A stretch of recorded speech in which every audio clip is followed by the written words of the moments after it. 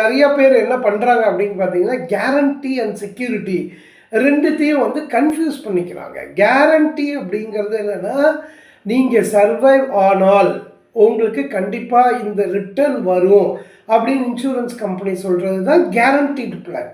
இப்போ நிறைய பேர் எங்கே இந்த மிஸ்டேக் பண்ணுறாங்க அப்படின்னாக்க, கேரண்டீட் ரிட்டர்ன் கிடைக்குது, அதனால் நான் கொண்டு போய் என் ஃபேமிலிக்கு யூஸ்ஃபுல்லாக இருக்கும்னு நான் வந்து இன்வெஸ்ட் பண்ணலாமா சார் அப்படின்னா, நீங்கள் இந்த கேரண்டின்ற வார்த்தைக்காக லைஃப் இன்சூரன்ஸ் இன்வெஸ்ட்மெண்ட்டுக்குள்ளே போகக்கூடாது.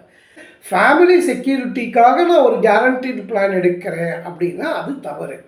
நீங்கள் ஃபேமிலி செக்யூரிட்டிக்காக என்ன பிளான் எடுக்கணும்? செக்யூர்டு பிளான் எடுக்கணும். அப்போ செக்யூர்டு பிளான்னா என்ன அப்படின்னா என்ன, எப்படி நீங்கள் அதை பார்க்கணும் அப்படின்னா, இப்போ யாரோ ஒருத்தர் வந்து நீங்கள் வருஷத்துக்கு ஒரு 1,00,000 கட்டுங்க அப்படின்னு உங்கள்கிட்ட சொல்கிறாங்கன்னா, மேக்ஸிமம் சம் அஷ்யூர்டு எனக்கு எந்த பாலிசியில் கிடைக்கும் அப்படிங்கிறது தான் நீங்கள் அவர்கிட்ட கேட்கணும். இப்போ ஒரு இண்டிவிஜுவல் வந்து ஒரு கேரண்டீடு பிளான் எடுத்திருக்காரு, வருஷத்துக்கு 35,000 போடுறாரு, அவர் இறந்து போயிட்டாருன்னா அவர் ஃபேமிலிக்கு 3,50,000 கிடைக்கும்.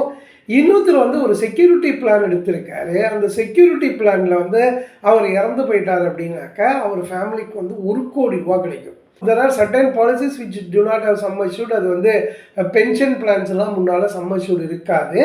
ஆனால் அந்த மாதிரி பிளான்ஸை வந்து யங்கர் ஏஜில் ஃபேமிலி செக்யூரிட்டி ப்ரொவைட் பண்ணுறதுக்கு நீங்கள் எடுக்கக்கூடாது. ஸோ இப்போ இதை வந்து எந்த பிளான் வந்து எந்தெந்த இண்டிவிஜுவலுக்கு கரெக்டாக யூஸ்ஃபுல்லாக இருக்கும் அப்படிங்கிறது வந்து ஒரு இண்டிவிஜுவலுக்கு தகுந்த மாதிரி வித்தியாசமாகும்.